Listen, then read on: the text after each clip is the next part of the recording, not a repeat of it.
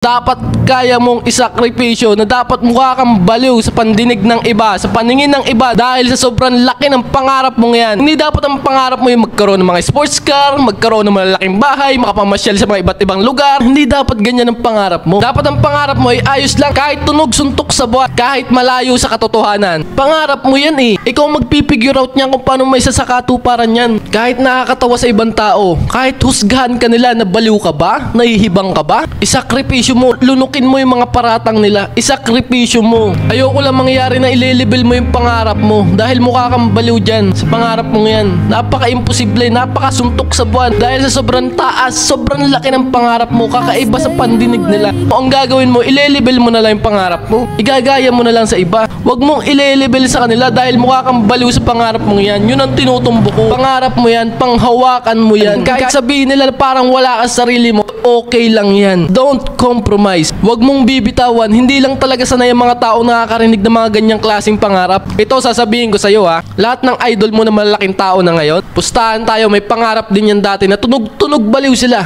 Pero anong ginawa nila? Nagsakripisyo. Nilunok ang mga paratang. Nagsakripisyo ng maraming taon, mahabang panahon, hanggang isang araw napatunayan din nila, nakita na ng karamihan na yung pangarap nila dating parang baliw sila. Ngayon, tignan mo, nangyayari na. Gumagana na ngayon. Tignan mo yung idol mo. Pustahan tayo. Yung pangarap niyan dati, mukhang baliw siya dati dyan. Mga ka-businessman ko dyan, mga ka-negosyo, matinding sakripisyo po ito na pagtawanan ka ng iba dahil sa tinatrabaho mo yung pangarap mong yan. May kanya-kanya po tayong pangarap. Kanya-kanya pong binigay ng Diyos sa atin. Nasa sa atin na lang talaga kung gagawin ba natin yung pangarap na yan, kung tatahakin ba natin yung landas ng pangarap na yan, o makikibagay na lang ba tayo sa karamihan na pare-parehas lang ang mga pangarap ng mga yun.